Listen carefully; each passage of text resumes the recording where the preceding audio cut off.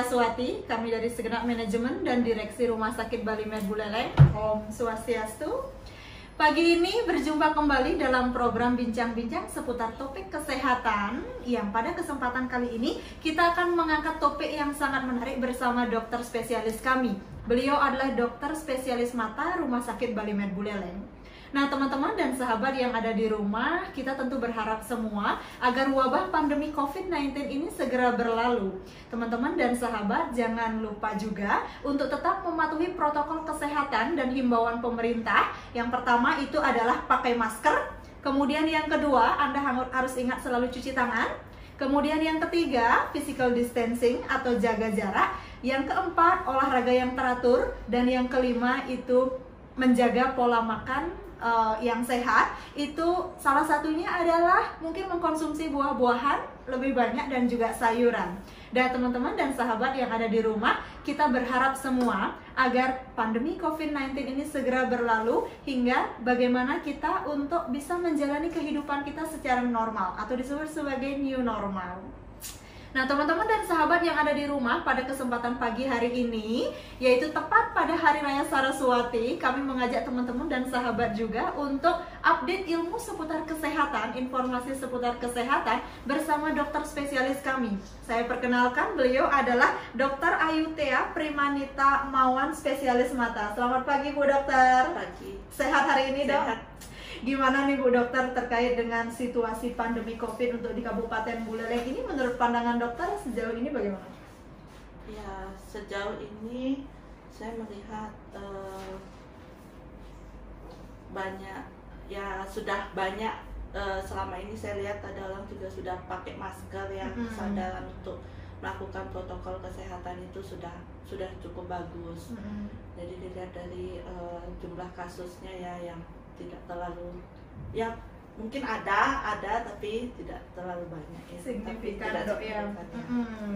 Nah, maka dari itu, Dok, kepatuhan masyarakat dan sahabat-sahabat kita yang ada di rumah untuk tetap mematuhi dan memperhatikan protokol kesehatan itu menjadi kunci sebetulnya, Dok, ya, untuk mengendalikan persebaran COVID-19 ini. Nah, jangan lupa juga, sekalipun Anda di rumah gitu dalam situasi saat ini ataupun sedang bersembahyang, Anda juga harus tetap untuk memakai masker. Demikian, Dokter, ya. Jangan lupa juga setiap kali keluar rumah cuci tangan, masuk ke rumah cuci tangan. Oke. Nah, teman-teman dan sahabat yang ada di rumah, pagi ini kita mengangkat topik tentang menjaga kesehatan mata di era pandemi COVID-19 ini. Nah, Bu Dokter, mengapa pagi ini kita mengangkat topik ini? Apa yang menjadi urgensi untuk kita bahas? Ya, seperti kita tahu ya, kita kan sekarang nih hidup di masa COVID-19 ya. COVID-19 ini itu disebabkan oleh virus corona. Ya, kita tahu virus corona itu dapat menyebabkan penyakit pada manusia maupun pada hewan. Ya, nah, pada manusia ini menyebabkan infeksi pada pernapasan dan bisa mengakibatkan kematian. Terdapat penelitian, ternyata selain infeksi pernapasan, virus corona ini juga bisa menyebabkan infeksi pada mata. Nah, dan penularannya itu tidak hanya melalui melalui mulut atau hidung, tapi juga melalui mata. Jadi oleh karena itu penting untuk kita menjaga kesehatan mata, melindungi mata sehingga dapat mencegah penyebaran dari transmisi virus ini. Baik, Dokter, baru kami tahu, Dok, kalau semisalnya saya pun mengira, dan mungkin pemirsa di rumah juga mengira bahwa penularannya hanya melalui kontak saluran pernafasan, Dok. Ternyata mata juga bisa, Dok, ya. Nah, mungkin hal lainnya yang bisa menyebabkan kita masuknya virus itu selain mata, gimana, Dok, dan saluran pernafasan? Untuk saat ini sih ada penelitian, virus ini hanya bisa masuk melewati mata, hidung dan mulut. Ya. Nanti area yang cukup dekat sebetulnya, organ-organ yang cukup area dekat, wajah ini. Area wajah ini, Dokter, ya. Nah, kalau boleh tahu, Dok, sekilas mungkin sebagian teman-teman sudah bisa baca virus corona itu seperti apa sih di Google gitu dok ya. Nah kalau boleh nih kami tahu lebih spesifik virus corona itu seperti apa sih dok? Seperti apa? Jadi dia bagaimana? Ya virus itu dia itu bagaimana ya, masuk lewat lapisan-lapisan epitel yang ada di tubuh, yang seperti di mulut, di nasofaring itu, terus di hidung ada kan nasofaring. Kalau di mata lewat lapisan konjungtiva sama kornea.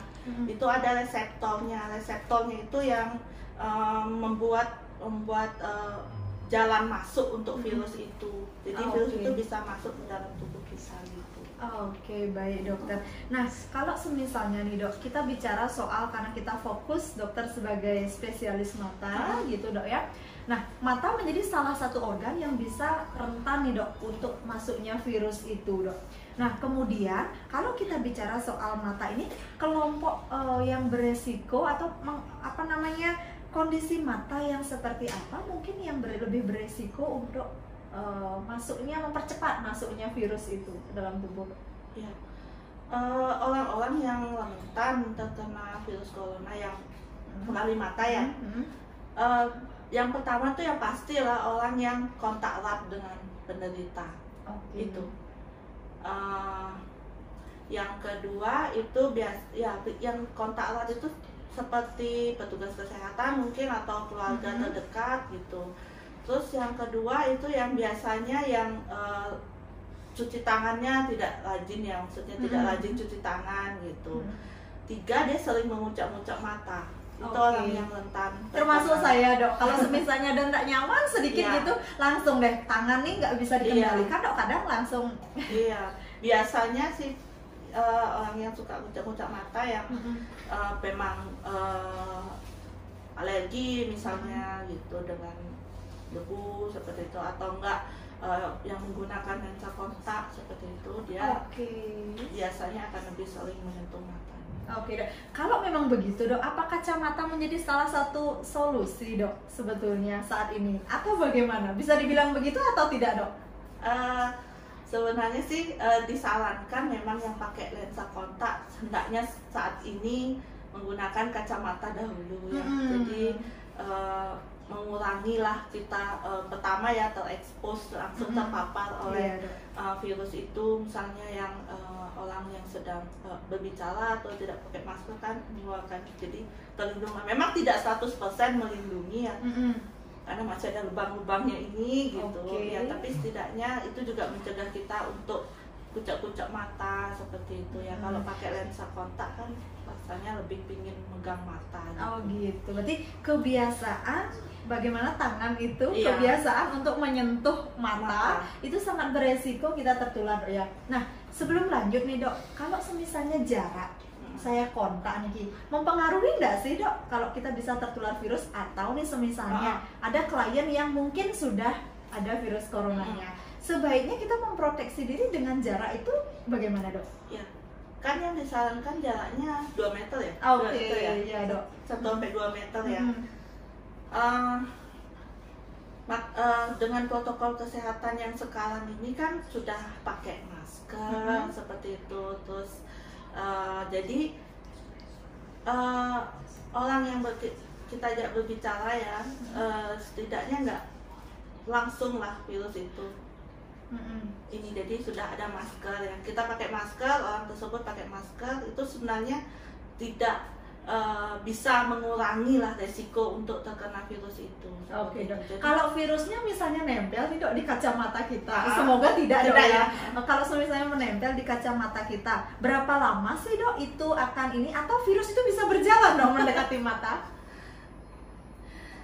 Nah itu udah yang masih diteliti sekarang ya, masih virus itu tidak bisa hidup di benda mati. Seperti itu. Jadi ya dia sih juga tidak bisa berjalan ya.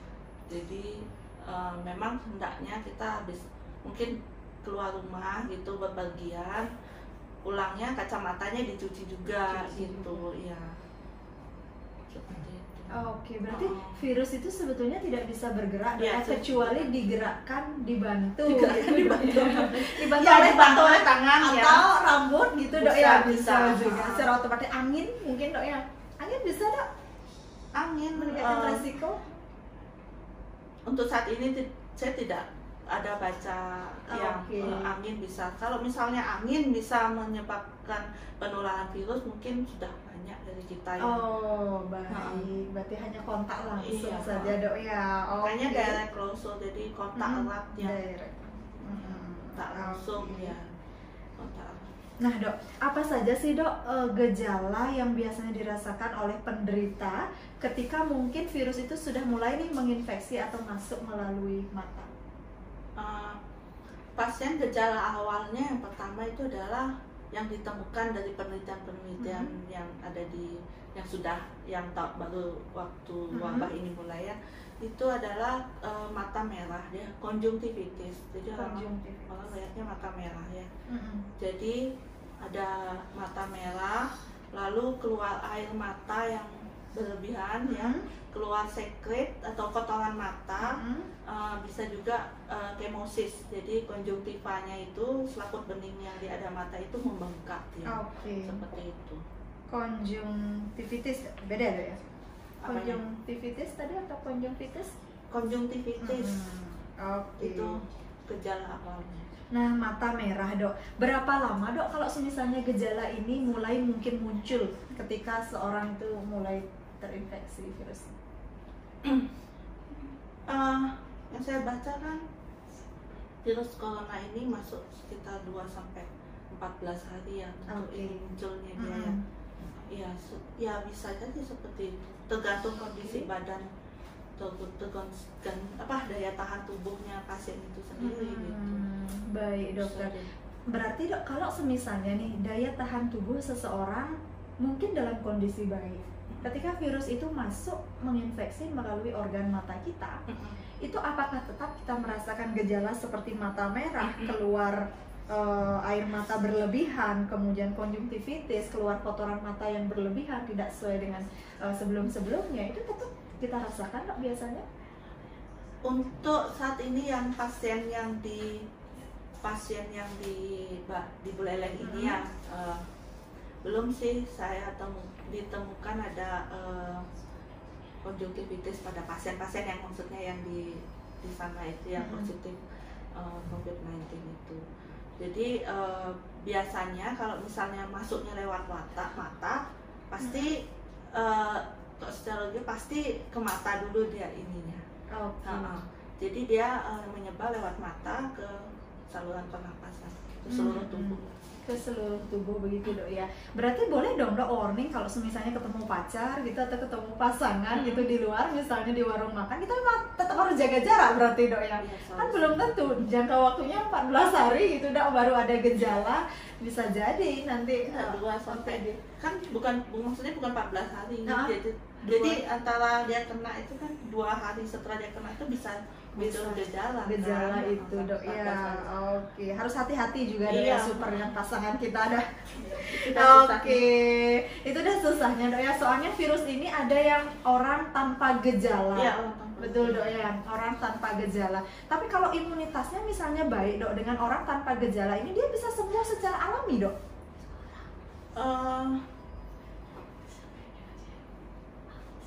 Sebenarnya ya bisa ya kalau daya tahan tubuhnya bagus, yang tidak punya penyakit-penyakit yang komorbiditas lainnya ya, penyakit sistemik lainnya itu biasanya menurut yang saya baca dari jurnal-jurnal ya. Baik dokter. Nah dok, kalau semisalnya nih kacamata, tadi dokter menyarankan mungkin kacamatanya masih ada bolong gitu atau gimana gitu. Nah kacamata yang standar disarankan untuk orang awam mungkin non tenaga medis itu seperti apa dok? Yang baik nih dalam situasi? Sebenarnya kacamata yang dijual pasaran itu sih nggak apa-apa juga ya. Seperti saya juga kan kalau keluar cuma pakai kacamata ini saja gitu. Mungkin ditambah dengan face shield mungkin boleh. Sekarang kan sudah zamannya sudah face shieldnya macam-macam sudah yang disediakan oleh pasaran itu juga susah. Oke. Nah dok, kalau semisalnya begitu, apa saja sih dok upaya untuk menjaga kesehatan mata kita nih di saat situasi mungkin mulai new normal sekarang kondisinya dok ya? Kita mulai mungkin tidak lagi terlalu dibatasi untuk ketemu dengan rekan kerja ataupun misalnya dengan customer gitu, tidak lagi dibatasi untuk ke restoran dan atau belanja ke pasar, ke mall gitu. Nah apa saja nih dok yang harus diperhatikan ketika kita ke mall? Di new normal ini kan kita diwajibkan tetap protokol kesehatan itu loh mbak. Iya, itu harus kita terapkan, tetap kita terapkan kayak gitu ya, seperti cuci tangan, pakai masker seperti itu, terus ya jaga jarak seperti itu. Iya, dok. Jadi itu tetap kita terapkan itu di kehidupan sehari, sudah tidak dengan new normal ini. Jadi itu sih sebenarnya cukup membantu kita untuk menghindari dari virus corona. Cukup dok ya. Hanya jika patuh kemungkinan besar kita bisa. Dok, sebetulnya kalau untuk bicara soal kesehatan mata, kita kan kadang rada-rada cuek gitu dok ya, terkait dengan menjaga kesehatan mata kita. Baik itu mungkin di luar situasi wabah pandemi ini juga kita jarang sekali untuk memperhatikan kesehatan mata kita. Nah, hal-hal apa sih dok yang bisa mungkin kita perhatikan untuk menjaga kesehatan mata kita saat ini dok? Atau untuk saat ini apa untuk seperti biasanya? Maksudnya tips triknya atau makan untuk pola ya. Kalau makan ya tetap ya makan makanan yang bergizi kayak gitu ya. Untuk kesehatan mata sih ya kita ya mungkin bisa dengan makanan bergizi, kemudian ya jaga kebersihannya juga, terus jaga kebersihan matanya kan gitu, terus apa namanya, kalau misalnya bekerja di depan ya laptop atau sudah lelah ya kita mungkin istirahat dulu sebentar, jangan dipaksakan, mungkin membaca di tempat yang redup seperti itu dihindari. Oke dokter, main handphone juga handphone juga anak-anak dok ya gitu. Kadang susah sekali dok kalau misalnya mau mengatur adik saya saja kalau sudah pegang handphone main game itu susah sekali untuk menghindari. Tapi bagaimana solusinya sebetulnya dok ya? Tapi pelan-pelan mungkin pendekatan, konseling gitu dok ya. Nah dok, kalau semisalnya seseorang mungkin sudah ada gejala nih seperti tadi yang kita bicarakan, mata merah, kemudian keluar kotoran, tidak seperti biasanya, nyeri. Nah, kapan sih dok? Apa saja sih biasanya yang dilakukan kalau periksa ke dokter spesialis mata gitu? Apa yang biasanya klien didapatkan dok? Pemeriksaan seperti apa? Pertama kan kalau dia datang ke tempat saya rumah sakit kan, kayak rumah sakit ini pasti di screening dulu ya dia di depan, ya di screening dulu di depan, kemudian misalnya ada gejala mata merah misalnya, terus didapatkan ya mungkin kontak erat atau ada disertai batuk pilek, itu sih sebaiknya pasien itu disuruh untuk ada tempat yang khusus untuk nunggu di situ. Nanti mungkin kita yang mendatangi ke sana dengan pakaian yang lengkap seperti itu. Dengan APD. Iya dok. APD yang lengkap. Jadi tapi kalau misalnya dia nggak ada kontak erat seperti itu kan, nggak ada faktor-faktor resiko yang menunjukkan dia ada kontak dengan virus corona itu, ya tetap boleh menunggu di ruang tunggu misalnya seperti itu, tapi tetap harus jaga jarak dengan yang lainnya. Terus nggak, penunggunya ya paling satu orang aja seperti itu. Iya, baik dokter. Jadi kalau dia diperiksa juga misalnya dia jangan dulu berbicara saat diperiksa gitu. Jadi di alatnya akan ada alat yang kita gunakan untuk memeriksa itu, lebih baik pasien diam saja dulu gitu. Jadi setelah kita bertanya sudah tidak diperiksa lagi baru dijawab. Dok.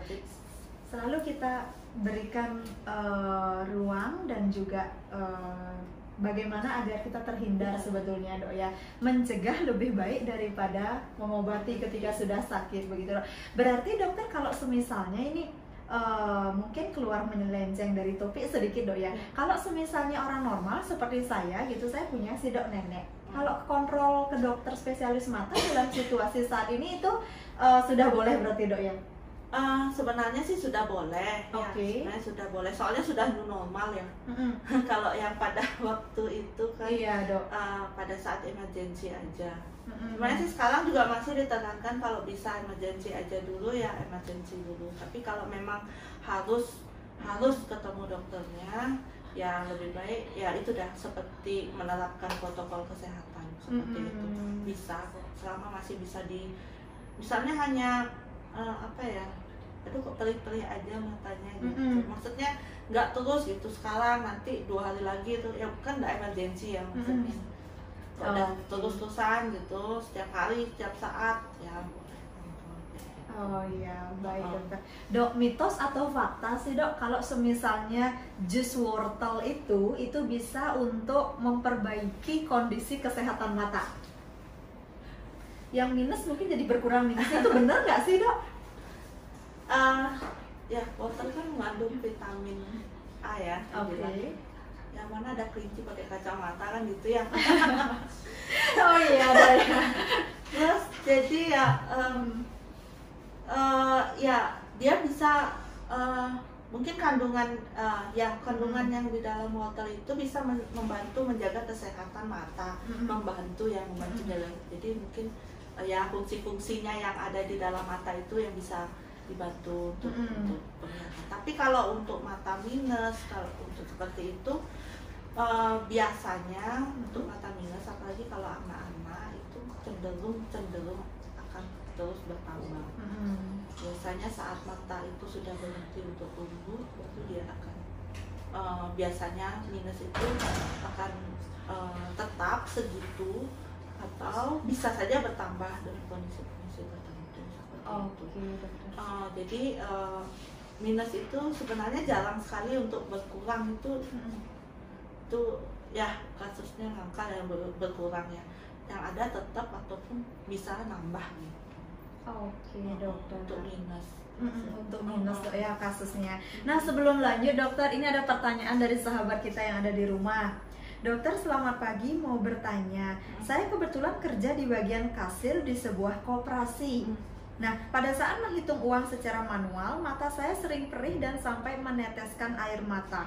Bagaimana cara menanggapi hal ini, Dok? Silakan, Dok. Apakah hanya saat menghitung uang saja yang perih? Iya, Dok, ya. Mata. Bisa saja itu karena mata itu lelah ya, jadi kalau menghitung uang lelah matanya.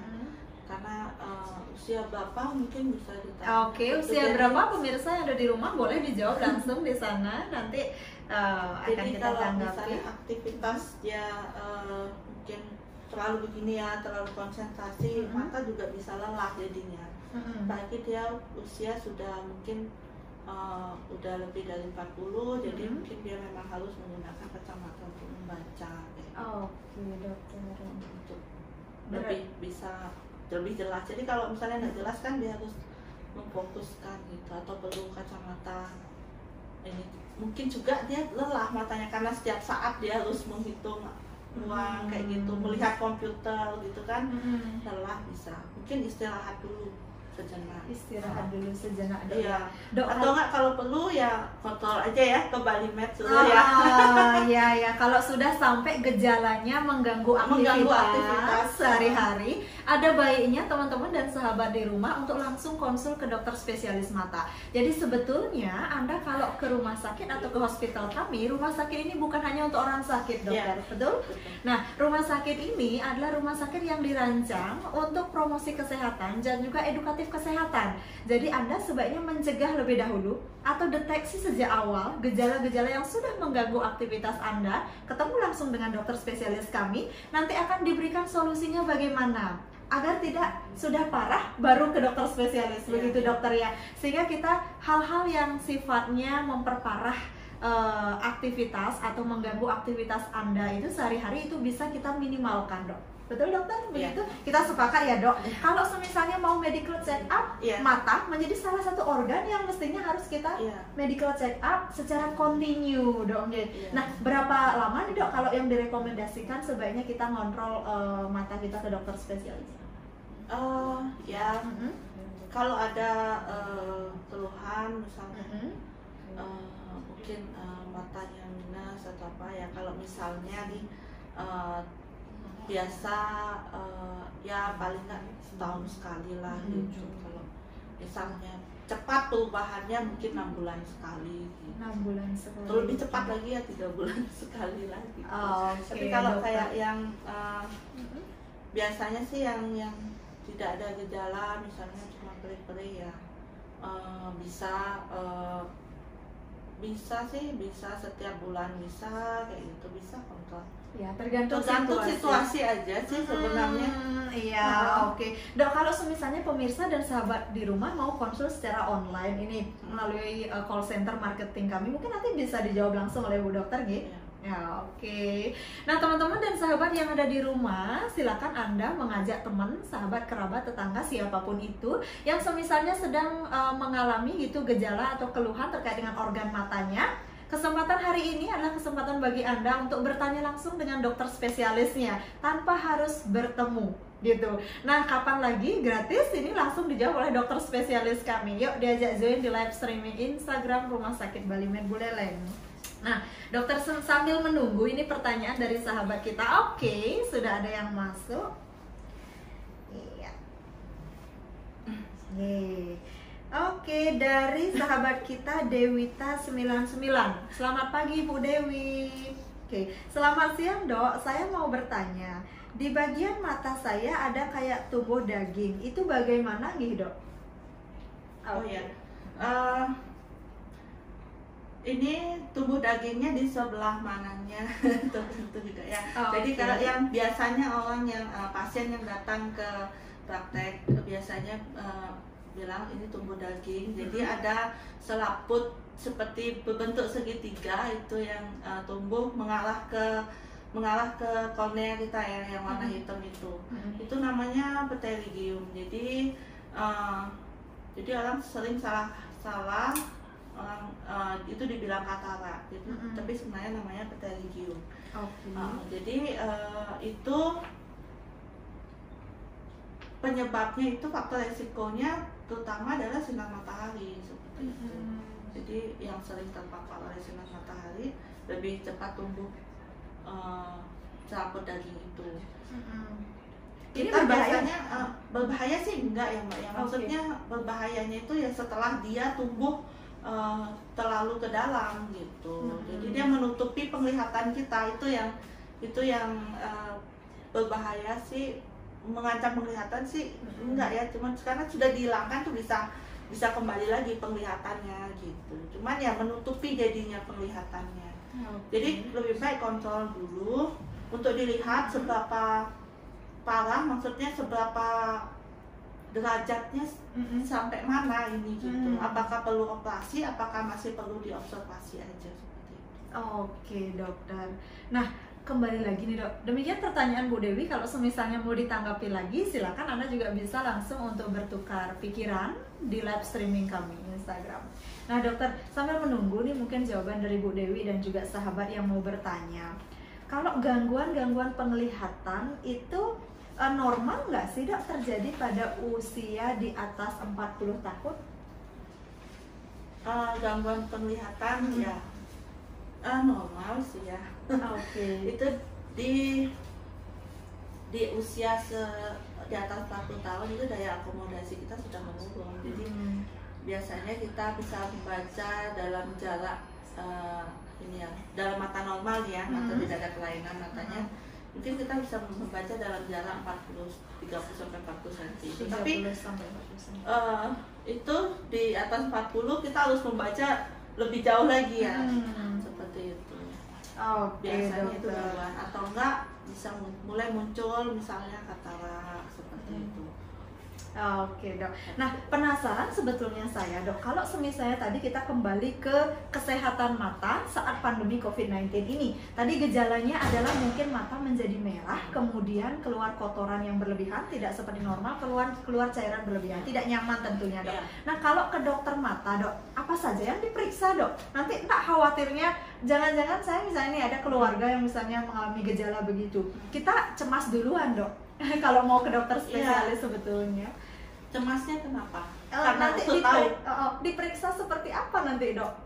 Untuk tahu ininya maksudnya sakitnya. Iya. Nah apa saja dok yang dilakukan biasanya dokter mata ketika periksa mata itu? Ketika periksa mata biasanya kan kalau mata sudah merah seperti itu biasanya memang kita cek juga sih penglihatannya, tapi kita tidak menggunakan yang menempel di mata seperti kacamata yang biasa kan kalau kita periksa. Mungkin pakai tangan saja kita untuk lihat di layar untuk bisa menghitung atau membaca situ apakah ada perubahan penglihatan atau tidak kayak gitu. Setelah itu baru kita lakukan di pemeriksaan di mikroskopnya kita punya itu ya, slit lamp namanya. Apa nama alatnya dok? Slit lamp. Khusus dok ya. Iya seperti itu. Jadi kita periksa seperti biasa. Kan sebelumnya sudah tanya-tanya gejalanya seperti apa. Mungkin di bawah juga sudah kan di screening, oh ini aman, maksudnya cuma mata merah saja, nggak ada kontak ya. Kita kan juga sudah pakai APD lengkap, pasien juga sudah pakai masker kan gitu ya. Jadi tetap periksa di slit lamp seperti itu kan. Jadi ya mata kita nggak diapa-apain, nggak dimasukkan alat gitu. Jadi cuma disentuh saja. Jadi kita lihat apa ada gejala-gejala apa lagi selain mata merah itu gitu. Ya udah, selesainya itu untuk pemeriksaan pasien selanjutnya kita pasti selalu bersihkan itu pakai cairan untuk alkoholnya.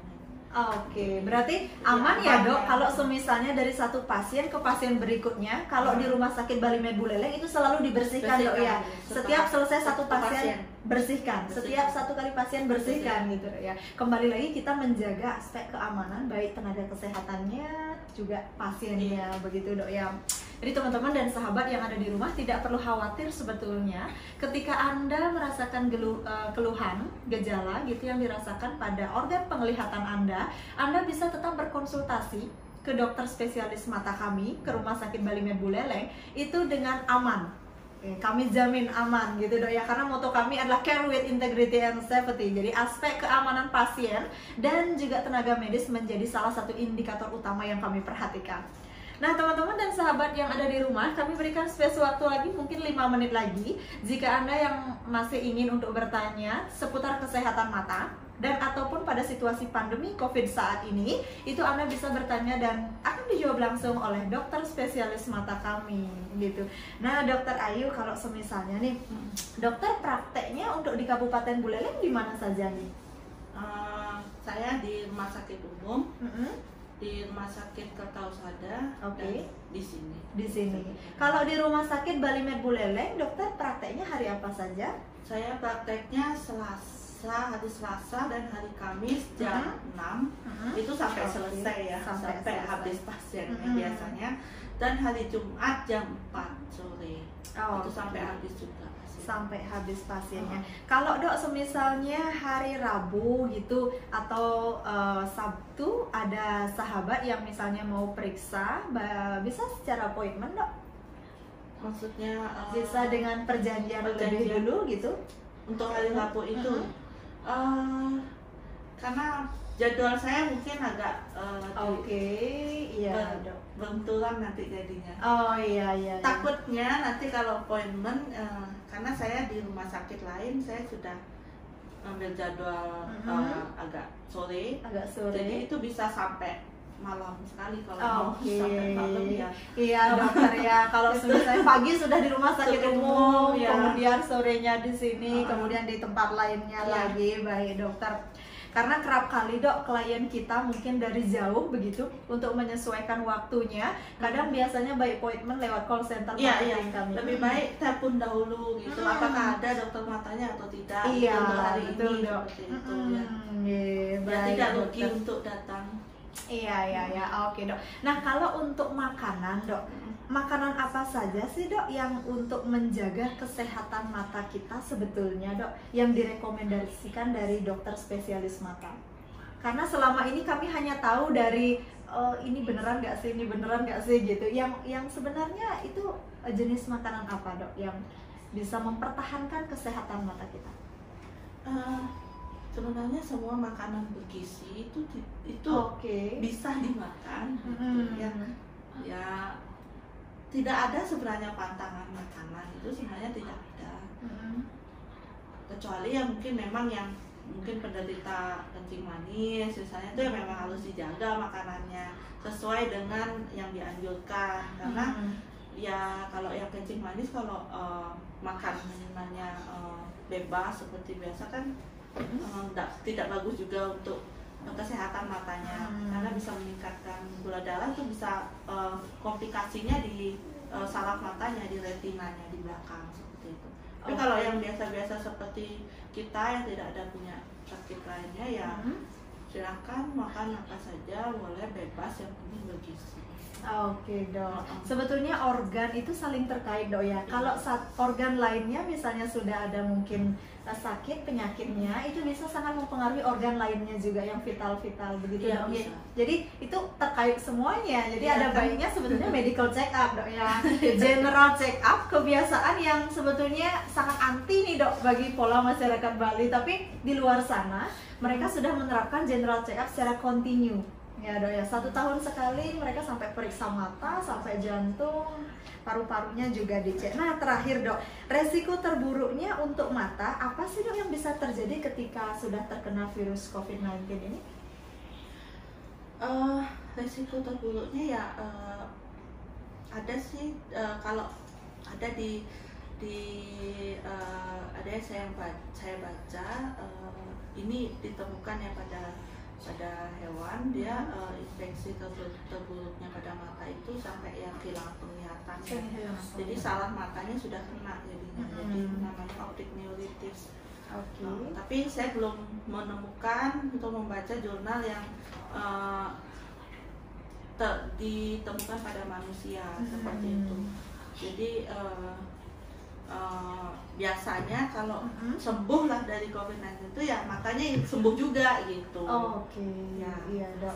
Berarti itu hanya salah satu mungkin organ yang bisa beresiko masuknya virus COVID-19 dok ya? Iya, di situ mata itu merupakan portal, jadi dia jalan masuk untuk virus. Jalan masuk untuk virus aja. Dan itu juga bisa dari cairan-cairan mata itu juga dikatakan sih ada penelitian bisa menularkan ke orang lain juga. Iya, karena ada yang menemukan di dalam air mata itu mengandung juga virus pada pasien corona. Pasien corona, berarti di air mata pun ketika tangan menyentuh air mata, kemudian tangan kontak dengan klien, itu yang seperti saya bilang seperti itu dok ya. Berarti wajib cuci tangan itu sama seperti kita kalau mata merah di rumah kan, jadi orang satu rumah itu juga bisa kena kan.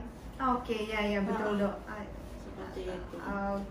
Berarti clue-nya terakhir adalah air mata pada penderita COVID-19 itu sangat beresiko juga menularkan virusnya, dokter. Memang di penelitian memang perlu banyak penelitian lagi. Kemungkinan memang adanya virus itu memang kemungkinan adanya itu rendah, tapi rendah sih sebenarnya dibilang. Tapi tidak menutup kemungkinan virus itu ada di sana gitu. Jadi kita tetap harus jaga dari cairan matanya. Terakhir dok, closing statement mungkin kalau misalnya pesan-pesan untuk pemirsa yang ada di rumah dan sahabat yang aktif untuk mendengarkan program kita. Silakan dokter. Ya, di masa COVID-19 ini kita harus tetap melakukan menerapkan protokol kesehatan. Ya. seperti cuci tangan, pakai masker, jaga jarak, makan makanan bergizi, olahraga cukup, yang juga olahraga yang menerapkan protokol kesehatan juga ya. Terus jangan mengucap-ngucap mata tentunya, rajin cuci tangan, bisa juga rajin juga pakai hand sanitizer juga bisa ya. Cuci tangan juga kalau nggak ada air kan pakai hand sanitizer bisa. Ya, jangan mengucap-ngucap mata seperti itu. Oke, terima kasih banyak dokter atas kebersamaan kita pada pagi hari ini. Semoga obrolan kita pada pagi hari ini bisa bermanfaat untuk sahabat dan pemirsa yang ada di rumah. Ikuti terus program live streaming Rumah Sakit Bali Med Buleleng. Akan ada topik-topik menarik lainnya yang akan kita bahas bersama dokter spesialisnya langsung gitu. Nah, kami tetap berpesan kepada Anda dan keluarga di rumah, tetap patuhi himbauan pemerintah untuk yang pertama, pakai masker kemanapun Anda pergi, begitu. Yang kedua adalah rajin cuci tangan. Cuci tangan tentu dengan 6 langkah, gitu ya. Ingat, gunakan yang paling terbaik itu adalah di air yang mengalir menggunakan sabun. Kemudian usapkan di atas telapak tangan Anda. Kemudian ingat punggung tangan Anda juga selama 5-10 detik berlawanan juga, tangan kanan dan tangan kiri. Kemudian di sela-sela jari Anda juga harus perhatikan. Kemudian di kuku-kuku jari Anda itu juga bisa menempel kuman-kuman dan virus. Tetap lakukan selama 5-10 detik. Kemudian bilas di air mengalir. Ingat, kalau untuk mengeringkan tangan selepas cuci tangan, Anda boleh menggunakan tisu, dan apabila tidak ada tisu, Anda tidak perlu menggunakan lap atau baju Anda sendiri gitu. Jadi cukup dikibas-kibas saja atau dikeringkan secara alamiah. Nah, teman-teman dan sahabat yang ada di rumah, sekian dulu perjumpaan kita pada pagi hari ini. Saya Dina undur diri di acara ini. Salam sehat dari kami Rumah Sakit Bali Med Buleleng. Om Santi Santi Santi.